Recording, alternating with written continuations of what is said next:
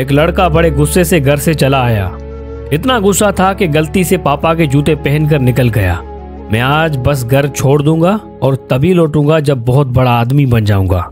जब मोटरसाइकिल नहीं दिलवा सकते थे तो क्यों इंजीनियर बनाने के ख्वाब देखते हैं। आज मैं पापा का पर्स भी उठा लाया था, जिसे किसी को हाथ तक ना लगाने देते थे। मुझे पता है इस पर्स में जरूर पैसों के हिसाब की डायरी होगी। पता तो चले कितना माल छुपाते हैं माँ से भी। उसे हाथ नहीं लगाने देते थे किसी को। जैसे ही मैं आम रास्ते से सड़क पर आया, मुझे लगा जूतों में कुछ चुभ रहा है। मैंने जूता निकाल कर देखा, मेरी एड़ी से थोड़ा सा खून रस आया था। जूते की कोई कील निकली हुई थी। दर्द तो हुआ पर गुस्सा बहुत आया और मुझे जाना ही था घर छोड़कर। जैसे ही कुछ दूर चला, मुझे पाँव में गीला गीला सा लगा।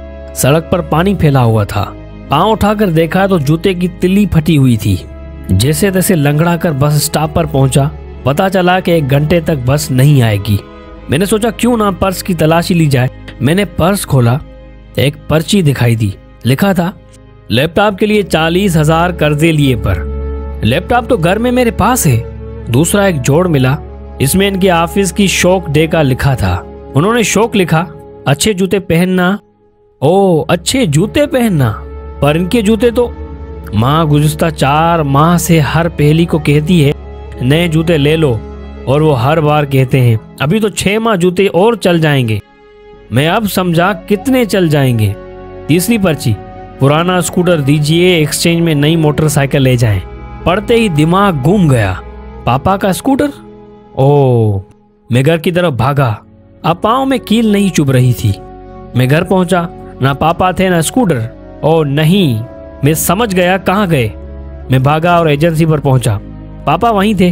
मैंने उनको गले से लगाया और आंसुओं से उनका कांधा भीग गया। नहीं पापा नहीं, मुझे नहीं चाहिए मोटरसाइकिल। बस आप नए जूते ले लो और मुझे अब बड़ा आदमी बनना है, वो भी आपके तरीके से। माँ एक ऐसी बैंक है जहां आप हर एहसास और दुख जमा कर सकते हैं, और पापा एक ऐसा क्रेडिट कार्ड है जिसके पास बैलेंस ना होते हुए भी